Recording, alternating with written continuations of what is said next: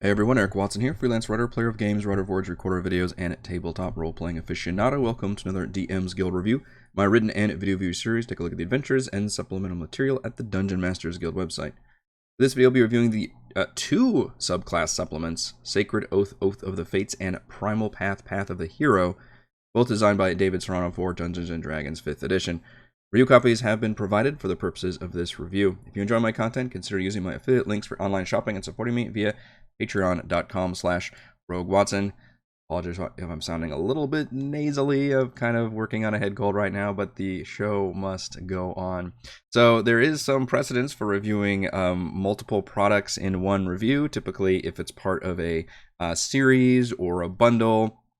In this case, kind of all of the above, plus the fact that these are literally like one-page supplements that are being sold a la carte, which means you can just purchase them individually or as part of a bundle called the Warriors of New World bundle, which I believe includes about a dozen of these subclasses. I have a bit of an error trying to pull up the bundle itself. I can't quite see everything that's included in there, and I was only given these two supplements, which is fine because I can just review these two, and then you can extrapolate based on that if you would be interested in these kind of classes. But these are subclasses that specifically are themed around Greek mythology, so it would fit very, very well with Mythic Odysseys of Theros, for example, or honestly just D&D in general, because I think a lot of epic, fantasy and heroic fantasy is directly inspired by Greek mythology, so it just goes hand in hand with a lot of D&D adventures. We're going to cover the Sacred Oath, Oath of the Fates first, which is obviously a paladin subclass, and this one is tied to the concept of destiny, with characters literally visiting the fates in these stories and, following their destined path. And it's a huge trope, right, in so many fantasies and stories and RPGs of just, you are the chosen one, and, here's our prophecy and all that. That's very much a classic tale and a part of heroic storytelling. In this case, it manifests as somebody who believes very staunchly in fate and sealing others' fates, as well as being able to boost your own allies because of fated goodness. And as you can imagine, a lot of about fate comes to do with having advantage and disadvantage, which kind of goes very well with D&D 5e's systems.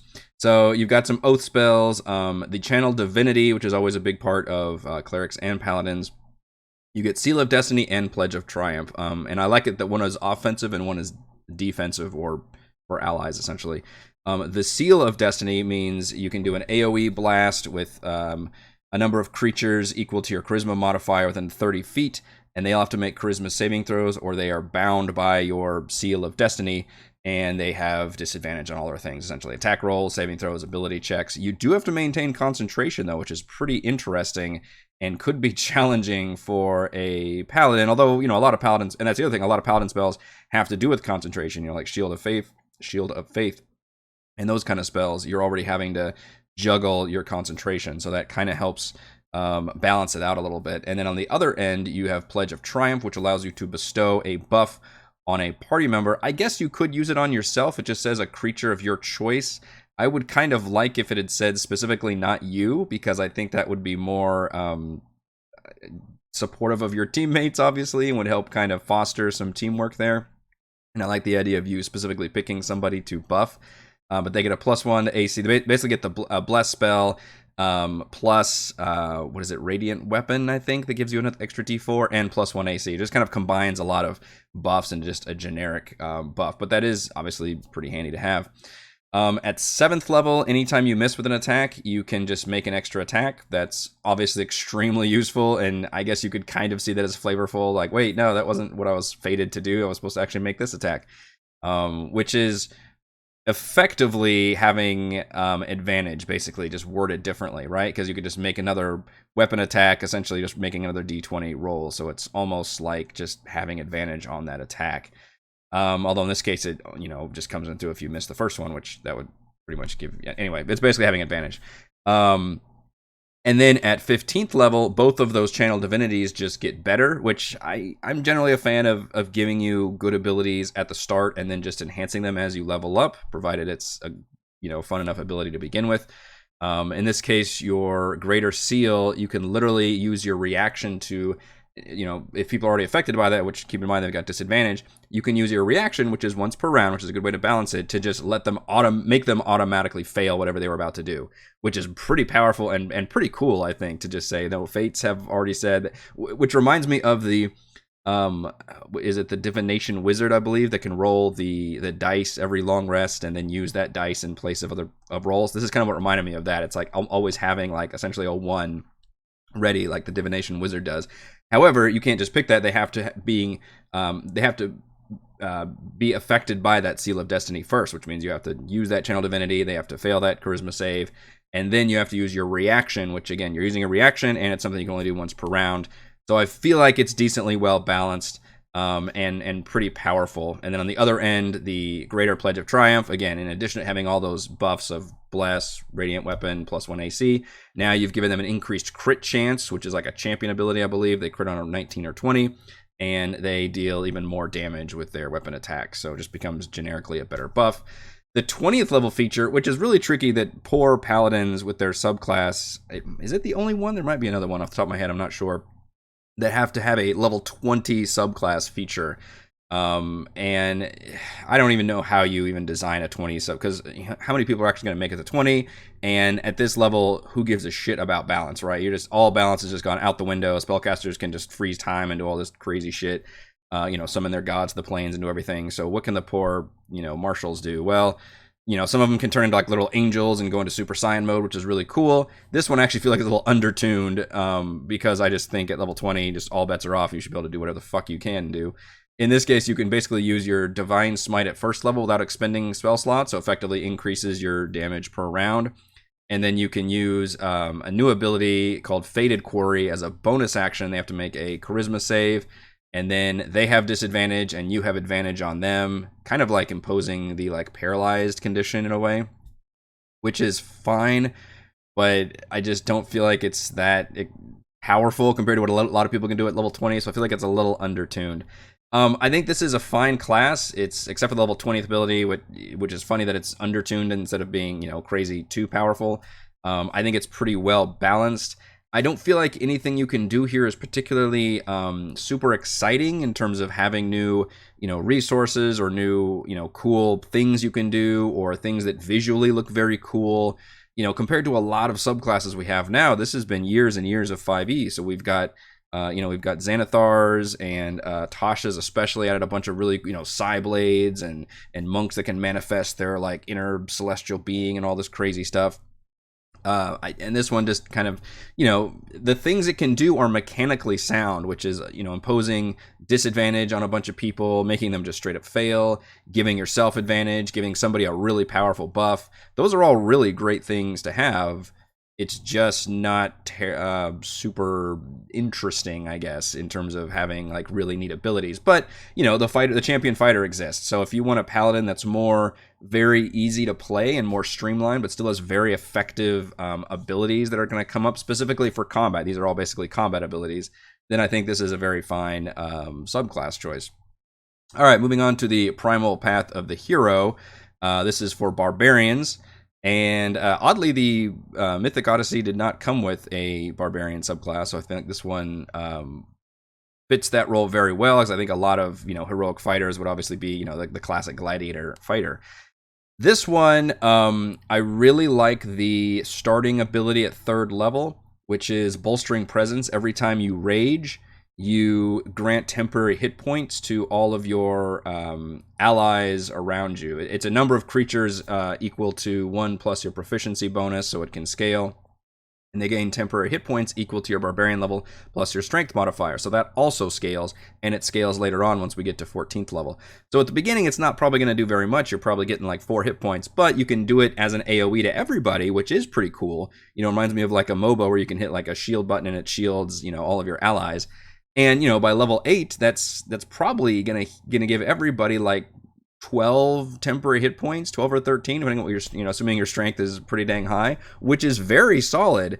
And they don't go away. I mean, as far as I'm aware, you just have that shield on you. So I think that's actually a really cool ability. And I just like the fact that everybody's inspired by your, going into a rage, and it's more of this heroic, smiling at the camera kind of mugging, almost like a wrestling version of going into a rage. So I like that, and then you also get a non-combat ability at third level, which is you can add your charisma. You add your con modifier to charisma checks. So a lot of times, whenever barbarians, for example, threaten somebody, it's usually bodily and not necessarily with their charisma. So a lot of times you can make somebody roll a Constitution intimidation check. Just use con instead of that. This one you actually get to combine them, so it makes useful for barbarians to have a charisma stat in general, so you could actually combine their con and charisma to make those kind of rolls. I like that you always get the combat one and the non-combat one too. So I really like that ability. Sixth level is when it kind of loses me, however, because it does another thing when you go into rage, and this time it becomes an opposite offensive scary thing with terrifying rage. Which is creatures of your choice within 30 feet must succeed on a wisdom saving throw or become frightened of you for 1 minute. So which is it? Are we inspiring with our bolstering presence, or are we scaring the shit out of people with our terrifying rage? I don't like the fact that both of these happen at the same time when you're raging. Maybe they could have done a way where you had to pick and choose. And that would have been interesting, because maybe you pick amongst different rage powers if you want to be a more scary, people wrote stories about you because of how scary you were, or if you want to be the inspiring one, like you were, really helpful with your teammates. But the fact that these are actually cumulative and you do all of these together doesn't sit well with me thematically. And also, I just don't think Terrifying Rage fits what I consider the path of the hero, which is, the zero to hero. It's the fate singing about Hercules in the Disney movie, and it's being, the inspiring, good-looking, heroic barbarian, and I don't think that one would necessarily terrify their enemies. So I find that weird thematically. I couldn't quite wrap my head around it. And the fact that you just, whenever you rage, you do both a good defensive thing for your allies and a offensive thing for enemies all at the same time feels a little bit too much. So, and then at 14th level, those things all scale. Specifically, just the bolstering presence scales, which makes me feel like that's the one that should have been capitalized on better than the terrifying rage. But essentially now it doubles your strength modifier for the temporary hit points. You grant resistance to bludgeoning, piercing, and slashing damage while they have those temporary hit points, so they get the benefits of your rage essentially defensively, which is freaking huge and awesome. And they get a bonus equal to your rage damage bonus. So suddenly you turn your party into kind of barbarians at that level, which is a very cool feature. Kind of similar to the Paladin, though, where you still doesn't have very interesting things going on. Now, granted, this is a barbarian. This isn't like a sorcerer or a warlock or a wizard where you've got, all these different avenues and opportunities for really cool abilities and features with spells. But because you're not relying on spells, I think you can go a little bit further with that and give me some more interesting things. Like maybe the bolstering presence could manifest itself as, level on, or as you level up, maybe a form of like bardic inspiration where you're literally inspiring individual people based on your heroic feats. Or maybe when you are downing an enemy, maybe you grant a form of bardic inspiration because people are so inspired by the fact that you just took that person out with and still, didn't barely break a sweat or something. I think that could all be very thematically tied to this class versus just terrifying people around you when you go into a rage. I just feel like that one doesn't quite fit. So both of these classes, I think, are, whenever I look at subclasses, I'm looking at two main things. Are they well balanced compared to all the other subclasses we have? And do they offer something interesting and new to the table? In that regard, I feel like the first one, yes, for the most part, these do appear very well balanced, even if I don't agree with some of the choices that were made, with the possible exception of the level 20 feature for the Paladin, which seems a little bit undertuned. I do feel like these are pretty well balanced.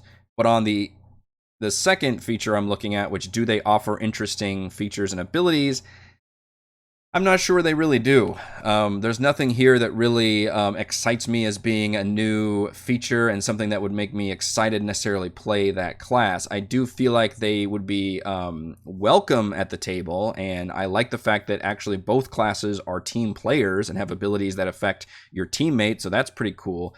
But in terms of my own enjoyment, I like having extra features that I can do that are, visually satisfying and really allow me to keep track of something new that I can do that makes my character more special.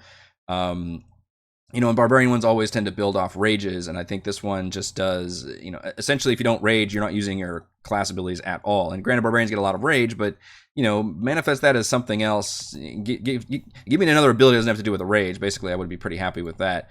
And then the fate one, give me something that doesn't have to do with advantage or disadvantage or buffing or debuffing. Something that has to do with maybe a spell-like ability, or you put like a Geas on an enemy. It's like, all right, if you don't do this exact thing, then you're going to take damage. Something to do with that, I think, could have gone a long way. Just to make things a little bit more interesting and give me more options to do versus just, I don't know, it just doesn't feel super exciting compared to what a lot of other subclasses now, especially given what we've got in stuff like Xanathars and Tashas have given us. All right, let's go over my pros and cons for these two subclasses. Pros, they can be purchased as a bundle or a la carte. I do think that's a pro. So the reason I'm reviewing two subclasses is because they are both purchased separately, which, yes, it can be handy to be able to purchase a whole book of subclasses, but for a lot of times it's just one person looking for, okay, I've got an idea for a character. None of the things in the basic books really speak to me in terms of how I want to play this character. So let me look on there, and I don't want to pay, $20 that has a dozen characters when I only want that one character. So I do feel like that's a huge advantage. On the other hand, maybe if a DM wants to purchase, a new supplement, or, if you're all getting in for a Greek mythology themed adventure or something, having that bundle and getting a discount is obviously super awesome as well. So I love that we have that choice. Pro, both of these subclasses effectively themed around Greek mythology. I think that's a very strong theme for not even just Mythic Odysseys of Theros, but any real D&D adventure, because it goes hand in hand with heroic fantasy. And I feel like they do at least speak to that pretty well. I love the cover art. I feel like that does a great job, and a lot of these abilities, you could very much tie them to, classic Greek mythology themes. And Pro, I do feel like they're well balanced with abilities that benefit the whole party. I would like to see Pledge of Triumph. It specifically said allies only and not yourself, so you could, helpfully buff allies. But all of them have abilities that specifically either debuff all the enemies or help buff all of your allies, which I think is a really cool feature for a lot of subclasses to have, and really fosters that teamwork and synergy that DMs should like to see in a lot of players. Cons, mainly I just think the abilities don't really excite me that much. They mostly boil down to generic buffs and debuffs. They are useful mechanically, like imposing disadvantage on groups of people or bestowing, temporary hit points and resistances to everybody. Those are all really good features. They're just not that exciting in terms of the abilities you're using, or dice that you're rolling, or things that you're trying to do, or specific cool like visual effects that you're doing, and it just doesn't have any of that. So in terms of real excitement that I feel is lacking. And then a specific con, it does bug me that Terrifying Rage is part of a character who already had a good, like, hey, when you rage, this thing happens ability, and then that ability is then later upgraded at 14th level. The Terrifying Rages thing annoys me and doesn't really feel like it fits with this class, so that's the big kind of black hole that I feel like for this particular class with Path of the Hero. Final verdict, thematically inspired by the heroes of Greek mythology, Oath of the Fates and Path of the Hero would make fine alternative subclasses for Mythic Odysseys of Theros or any heroic adventure. Thank you to everyone for watching this video review. You can see my written review at roguewatson.com. You can watch more reviews and follow our own D&D adventures here on my YouTube channel, and you can support my work at patreon.com/roguewatson. Shouts to Platinum patrons Joe, Will, Tiny Dancer, Christopher, Thomas, Captain Mike, Adam, Stan, Nathan, Alex, Cam, William, and I'm Loud. And gold patrons RPG Papercrafts, Pretty Boy, and Yuma, Marcus, Dead Lizard, Lounge, Sam, Ross, Olympius Buds, Drome, Sclinia, Nick, Party Butterpants, Blood Angel, Bronus, Baboon, Nathan, Fast Like a Tortoise, and James. Thank you all very much for your support.